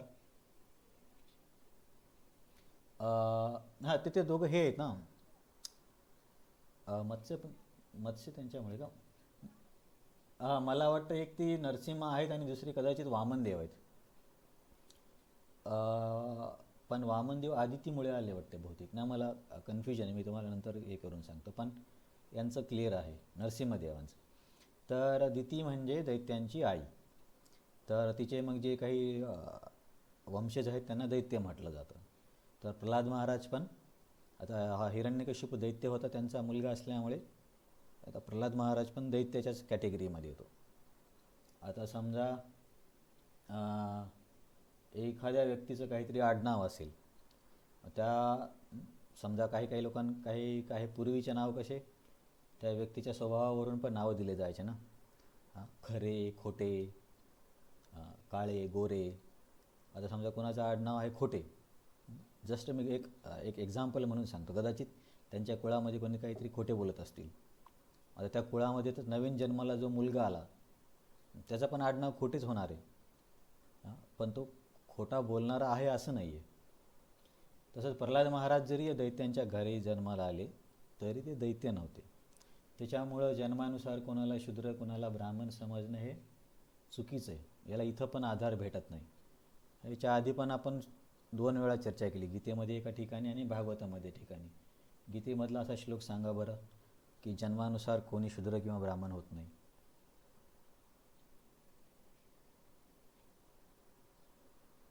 हा आहे ना, चातुर्वर्ण्य मया सृष्टम गुणकर्म विभागशा तस्य कर्तारमपि मां विद्धि अकर्तारम अव्ययम. हे जे वर्ण काय आहेत, जन्मकर्म, चातुर्वर्ण्य मया सृष्टम गुणकर्म विभागशा, गुण आणि कर्मानुसार आहे, जन्मानुसार नाही आहेत. आणि 7व्या स्कंदामध्ये नारद मुनी युधिष्ठिर महाराजांना सांगतात, यस्य यल्लक्षणं प्रोक्तं पुंसो वर्णाभिव्यंजकं यद अन्यत्रापि दृश्येत तत्तेनैव विनिर्दिशेत. की एखाद्या वर्णाचे गुण जर दुसऱ्या व्यक्तीमध्ये दिसत असतील तर त्या गुणानुसार त्या व्यक्तीला त्या वर्णाचं समजलं पाहिजे. की समजा एखादा व्यक्ती शूद्र आहे जन्माने, त्याच्यामध्ये सगळे गुण ब्राह्मणाचे आहेत. आता ब्राह्मण आणि शूद्र खूप वादाचा मुद्दा झाला म्हणून, नाहीतर शास्त्रानुसार बघितलं तर जसे की अहिंसा आहे, सत्य बोलणारा आहे, तर त्याला ब्राह्मण म्हटलं पाहिजे असे नारद मुनी सांगतात. तुम्हाला याचं एक मी उदाहरण देतो. जाबाल उपनिषद तुम्ही कदाचित ऐकलं असेल. सत्यकाम जाबाल ऐकले तुम्ही कधी? सत्यकाम जाबाल, ठीक ऐकले की नाही ते तरी सांगा, म्हणजे मला पुढे बोलायचं की नाही ते तरी कळेल. नाही ना, हां ठीक आहे. हां, तर एकदा एक जाबाल नावाचा मुलगा असतो.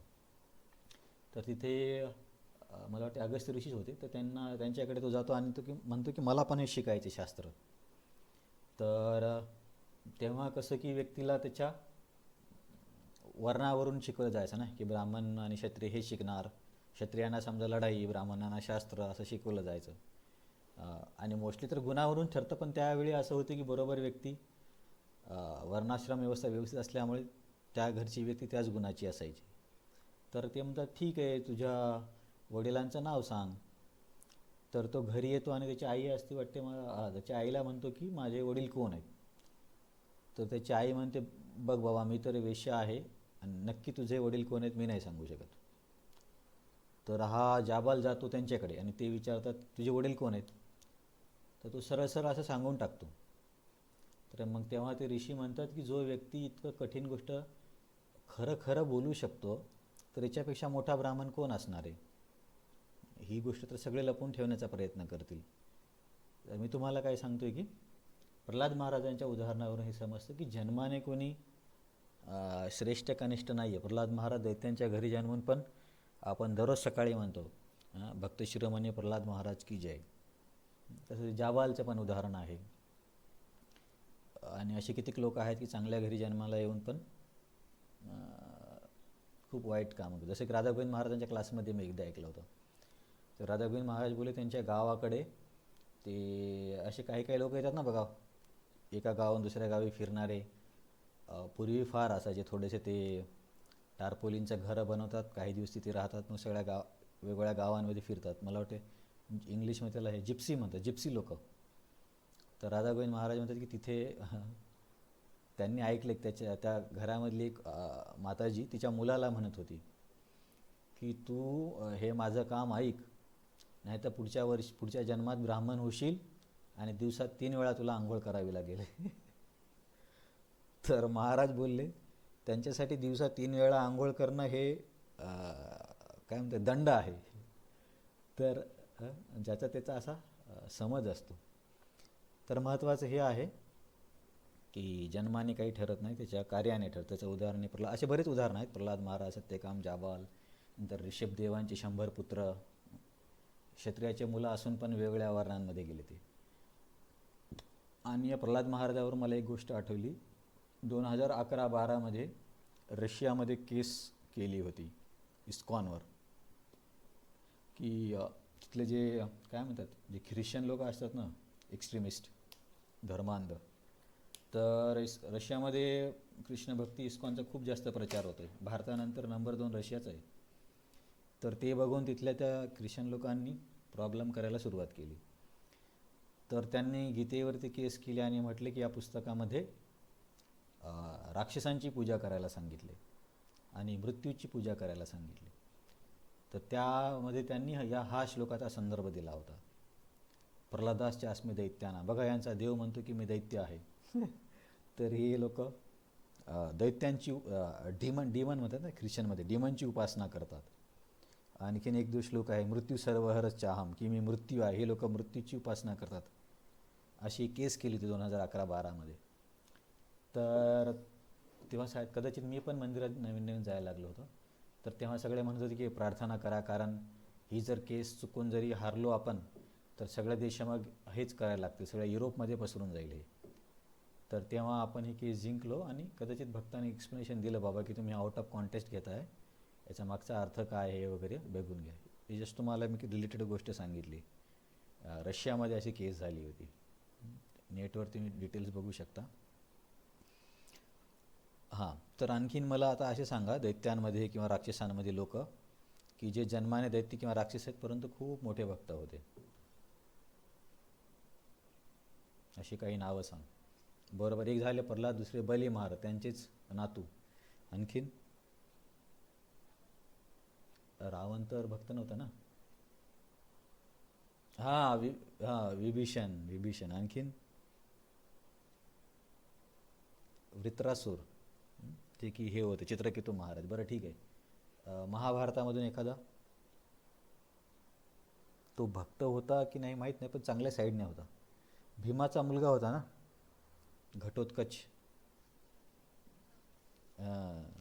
तर असे काही उदाहरणं आहेत, अजूनही असतील पण मला एवढे मिळाले. तर ही एक विभूती आहे दैत्यांमध्ये प्रल्हाद महाराज. कालः कलयताम अहम. तर सर्व नियंत्रकांमध्ये नियंत्रक जो आहे काळ, तो मी आहे असे म्हणतात. तेव्हा ते पूर्वी आध्यात्मिक सिरियलच्या आधी यायचं ना, मैं काल हूँ, ते मी बघितलं असेल, ते चक्र फिरायचं. तर चक्र काय इंडिकेट करते की वेळ, कारण आपल्या वैदिक सभ्यतेमध्ये वेळ ही सायक्लिकल आहे, चक्रीय आहे. चक्रीय म्हणजे कशी, सत्ययुग, त्रेतायुग, द्वापरयुग, कलियुग, परत सत्ययुग, त्रेतायुग, असं चक्रामध्ये चालत असतं. म्हणून ते चक्राच्या स्वरूपात दाखवलं जातं. मग आपण म्हणतो ना की इतके चक्र झाले म्हणजे ब्रह्माजींचा 1 दिवस, इतके राऊंड झाले होते, अशा पद्धतीने आपण कॅल्क्युलेट करतो मग चक्रामध्ये. परंतु वेस्टर्न लोक तसे कॅल्क्युलेट करत नाही. ते 1 पासून सुरुवात करत पुढे पुढे पुढे जाणार. समजा 10,000, 15,000, 20,000. त्यांच्याकडे चक्रीय संकल्पना नाही आहे.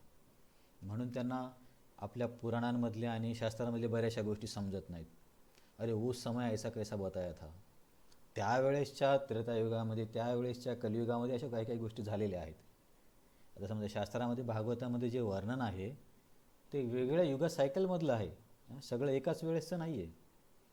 आता समजा मी राधिका वल्लभप्रभूंच्या क्लासमध्ये ऐकलं, इंद्रदेवाने इतक्या चुका केल्या, बऱ्याच ठिकाणी त्यांचं नाव येतं. तर ते बोलले सगळ्या चुका एकाच इंद्राने नाही केल्यात, वेगवेगळ्या वेळेच्या इंद्रांच्या पण चुका एकाच ठिकाणी सांगितल्यात. तर हे असं आहे, चक्री असल्यामुळं मग काय या लोकांना समजत नाही तेव्हा कसं काय असं झालं असेल. तर ह्या गोष्टी परत परत होत आहेत. जसं की तुम्ही याच्यामध्ये बघाल, तिसऱ्या स्कंदामध्ये वराह देवाचं वर्णन येतं ना, तर 2 वराह झालेले आहेत, एक श्वेत वराह आणि एक नील वराह. तर 2 सायकलमध्ये वेगवेगळे वराह होते. तर त्यामुळे यांना थोडं समजायला कठीण जातं सायक्लिकल गोष्टी, कारण ते लिनियरमध्येच चालतात. तर हे मी कशावरून सांगले तुम्हाला, की ते सिरियलमध्ये काळ एका चाकाच्या स्वरूपात दाखवतात ना, तर ती चाक म्हणजे अशी सायक्लिकल काळ आहे आपला म्हणून. तर इथे भगवंत काय म्हणतात, कालः कलयतामहम, की दमन करणाऱ्यांमध्ये काळ मी आहे. दमनला आता दमन म्हणजे नियंत्रणच म्हणता येईल ना. हां, कलयताम, कालः कलयताम, नियंत्रण करणाऱ्यामध्ये. आता बघा की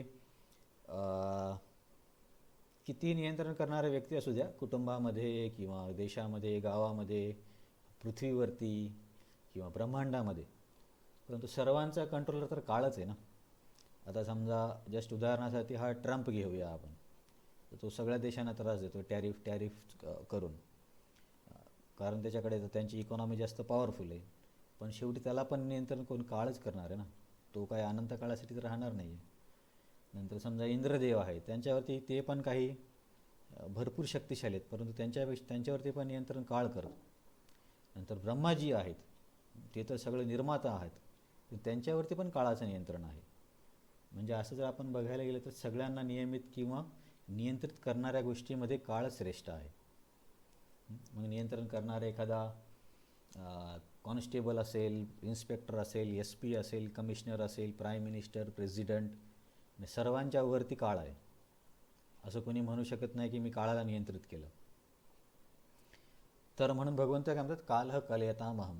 आता बघा, असं विचार केल्यावरती कळते की अरे बापरे, काळ किती मोठी संकल्पना आहे.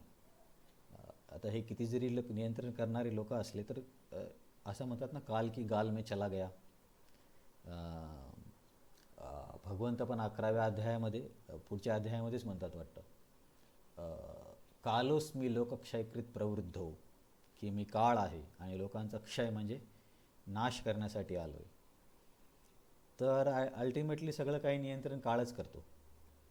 आणि सृष्टीच्या निर्मितीमध्ये पण काळाचा खूप मोठा रोल आहे.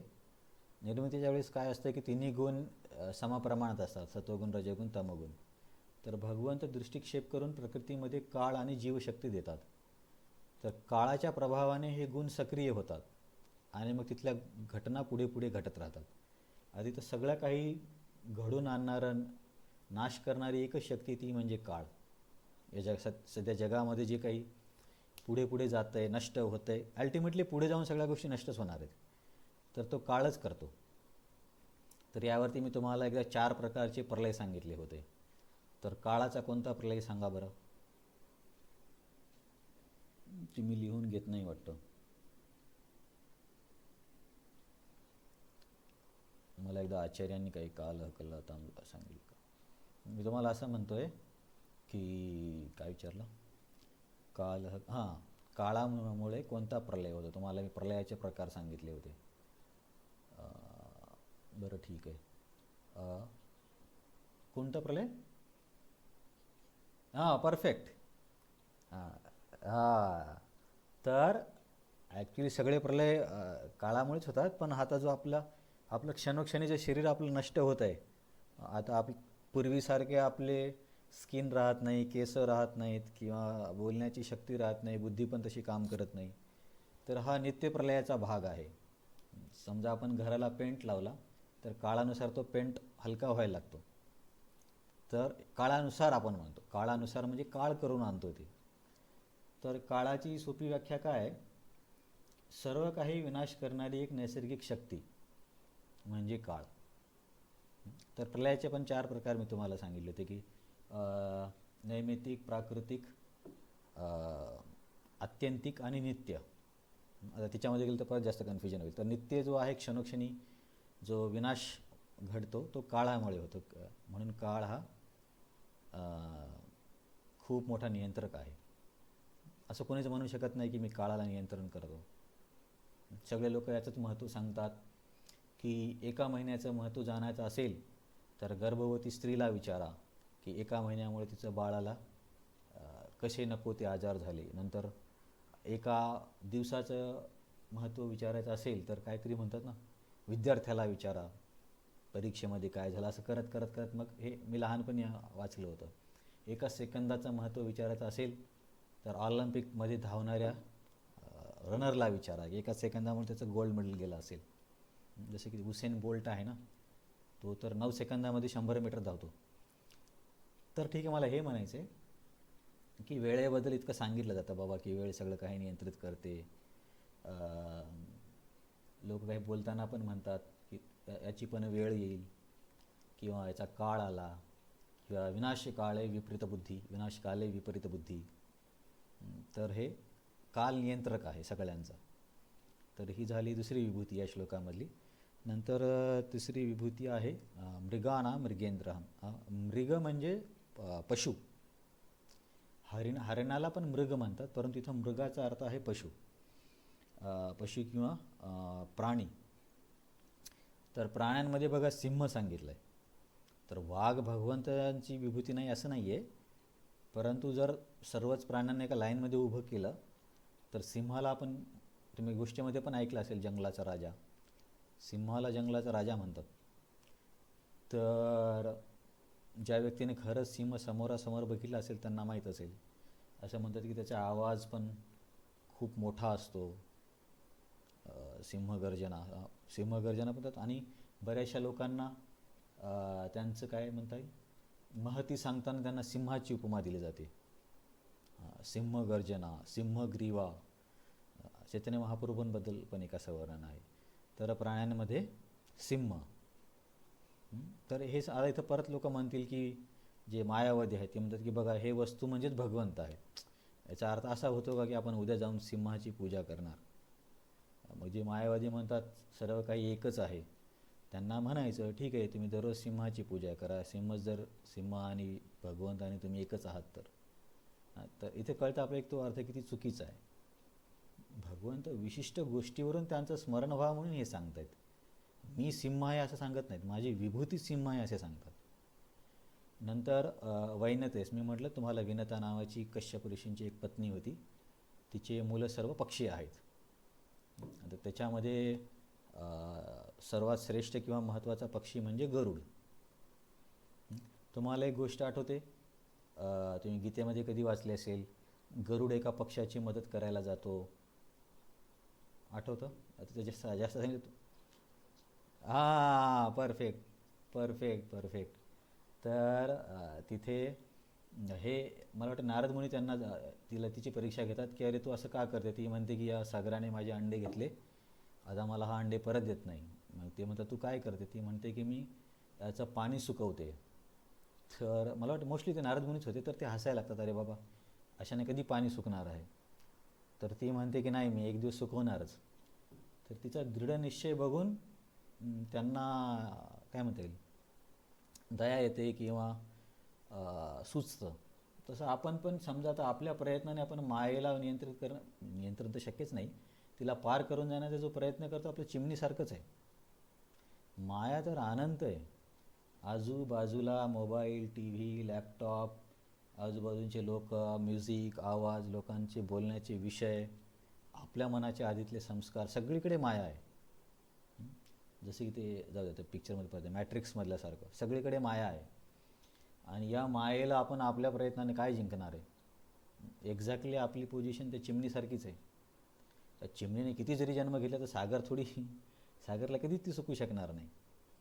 परंतु जसं चिमणीने दृढ निश्चय दाखवला, त्याच्यामुळे नारद मुनींना तिच्यावरती दया आली, तसं जेव्हा आपण पण दृढ निश्चयाने प्रयत्न करतो तेव्हा गुरूंची, वैष्णवांची आणि भगवंतांची कृपा होते. नाही तर काही प्रयत्नच करत नाही आहे, मोबाईल घेतला, मोबाईल बघत बसले, पिक्चर फिरत बसले, म्हणजे हे जस्ट उदाहरण देतो आहे, सगळं टाईमपास करत बसले आणि माळा पण करत आहेत. तर तिच्यामध्ये प्रयत्न काय दिसतो आहे, म्हणजे दृढ निश्चय काय दिसतो आहे. थोडं रेजिस्ट केलं पाहिजे. समजा बाबा कमीत कमी मोबाईल उघडल्यावर पिक्चर बघत बसल्यावर वाईट तरी वाटलं पाहिजे, अरे काय टाईमपास करतो आहे. तेवढं पण नाही केल्यावरती मग कशी दया येईल आपल्यावरती. काय संघर्षच करत नाही ना आपण. तर मला हे सांगायचं होतं. मग ते गरुडजींना जातात आणि गरुडजींना म्हणतात की तुझी बहीण आहे, तर मी तुम्हाला याच्यावर हे सांगतो आहे की हे सगळ्या पक्ष्यांची आई एकच आहे, विनता. म्हणून गरुडजी आणि तिला गरुडजींना सांगतात ते की अरे तुझी बहीण अशी संकटामध्ये आहे. तर गरुडजींचा एक मोठा प्रसंग आहे. आता ती खूपच मोठी स्टोरी आहे. कद्रू आणि विनता म्हणजे आई आणि मावशी. तर कद्रू ही सापाची आई होती, तर ती थोडी स्वभावाने चांगली नव्हती. तर तिथे एक साप एक घोडा असतो. आता मला पण एक्झॅक्टली वर्णन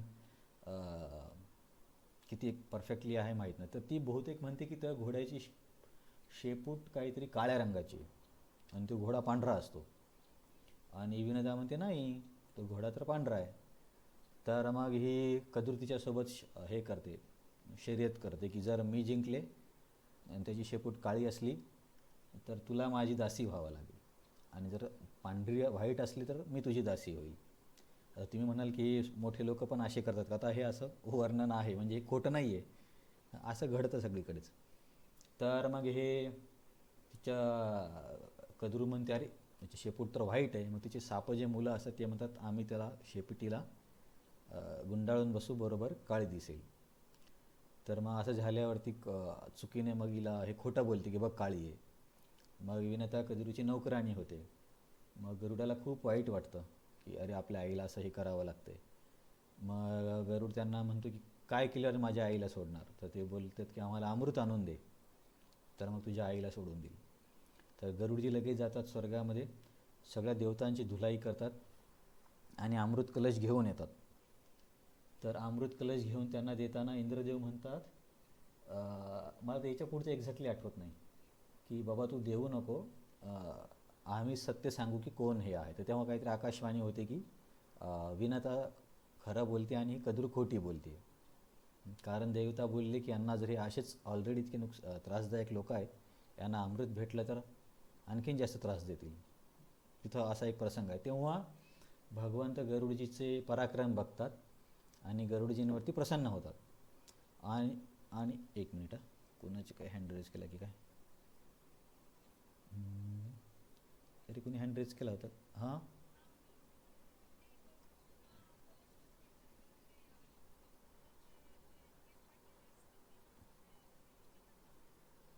ती याची आहे समुद्रमंथनाची. हा त्याच्यानंतरचा प्रसंग आहे, देवलोकात अमृत गेल्यावरती.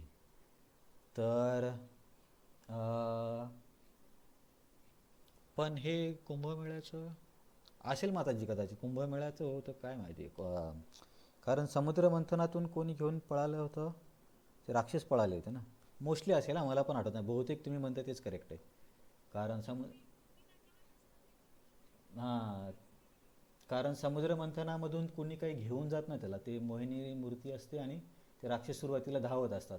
हां बरोबर आहे, हेच आहे हेच आहे हेच आहे. आणि याचा संबंध त्या ह्याच्याशी पण आहे, आपल्या कालियाच्या लीलेशी, की ते एक झाड असतं ना त्याच्या किनाऱ्यावरती, की ते कसं काय मरत नाही असा प्रश्न विचारतात. आचार्य सांगतात की गरुडजीने इथे पण काही थेंब टाकले होते. ठीक आहे, ती खूप मोठी स्टोरी आहे. मला अशा पुराणिक डिटेल स्टोरीमध्ये काही काही डिटेल गडबड होऊन जातात. हां, तर गरुडजींचा असा पराक्रम बघून भगवंत त्यांना म्हणतात की तू काहीतरी वरदान माग. तर गरुडजी म्हणतात की मला तुम्ही तुमचं वाहन बनवा. तर तेव्हा मग भगवंतांचं वाहन गरुडजी होतात. तर या श्लोकामध्ये आपण ह्या 4 विभूती बघितल्या. दैत्यांमध्ये प्रल्हाद, त्याच्यावरून आपण बघितलं की जन्माने काही ठरत नाही, कुठलीही व्यक्ती श्रेष्ठ पद प्राप्त करू शकते. प्रभुपादांनी काय सांगितले? आदित्यपुत्रांना आदित्य तर दितीपुत्रांना दैत्य म्हटले जाते. सर्व आदित्य भगवंतांचे भक्त आहेत आणि दैत्य हे नास्तिक आहेत. प्रल्हादाचा जन्म जरी दैत्यकुळामध्ये झाला होता तरी तो बालपणापासून महान भगवत भक्त होता. त्याला आपल्या भक्तीमुळे आणि दैवी गुणामुळे श्रीकृष्णाचा प्रतिनिधी मानण्यात येते. आणखी तुम्हाला एक एक्स्ट्रा गोष्ट सांगतो की जेव्हा पृथू महाराज पृथ्वीचं दोहन करत होते, तर पृथ्वीनं गाईचं रूप घेतलं होतं. खूप डिटेलमध्ये स्टोरी होईल. त्याच्यामध्ये काय केलं जातं की प्रत्येक समुदायाच्या व्यक्तीला वासरू बनवलं जायचं आणि त्या वासराला दाखवून त्या पृथ्वीरूपी गायीकडून काहीतरी प्राप्त केलं जायचं. तर दैत्यांसाठी प्रल्हाद महाराजांना वासरू केलं होतं आणि मला वाटतं की त्याच्यापासून मोस्टली दारूचं दोहन केलं होतं. असे प्रत्येक लोक आहेत. क्षत्रियांमध्ये किंवा एक वेगवेगळे पात्र करून काय काय दोहन केलं हे 4थ्या स्कंदामध्ये तर पृथू महाराजांची कथा आहे, तिथे तुम्ही वाचू शकता. तिथे पण प्रल्हाद महाराजांचा संदर्भ येतो. तर हे भक्तीमुळे आणि दैवी गुणामुळे प्रतिनिधी आहेत. नियंत्रक तत्वे अनेक आहेत, परंतु काळाच्या ओघामध्ये भौतिक विश्वातील प्रत्येक वस्तूचा ऱ्हास होतो. म्हणून काळ हा श्रीकृष्णांचे रूप आहे. प्राणांमध्ये सिंह हा अत्यंत शक्तिशाली आणि क्रूर आहे. पक्ष्यांच्या लाखो प्रकारात विष्णुवाहन गरुड हा सर्वात मोठा पक्षी आहे. तर आज तर चॅप्टर कंप्लीट करायचा होता. किती श्लोक झाले? 1 2 3 4 4च श्लोक झालेत. ठीक आहे, तुम्हाला काही प्रश्न असेल तर विचारा, कारण आता वेळ बराच झाला. आपण पुढच्या वेळेस तरी संपवण्याचा प्रयत्न करू. तरी आज मी नशीब काही रिव्हिजन वगैरे काही केलं नाही. कोणाला काही प्रश्न आहे, काही डाऊट आहे किंवा आणखीन काही वेगळं सांगायचं आहे तुम्हाला माहिती आहे असं? बरं, हा स्पीड ठीक आहे का? खूपच स्लो होतो आहे? बरं चालेल ना तुम्हाला? बाकीचे बोलत नाहीत काही?